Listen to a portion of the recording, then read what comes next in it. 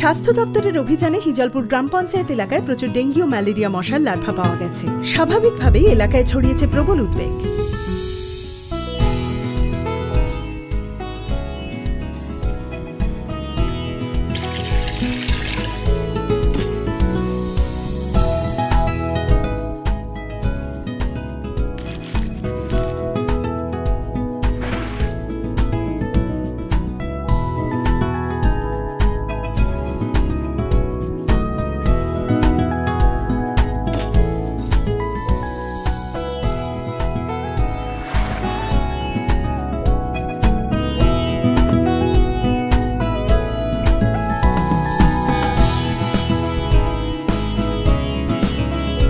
একই কথা আপনাদের আর কতবার বলবো বলুন?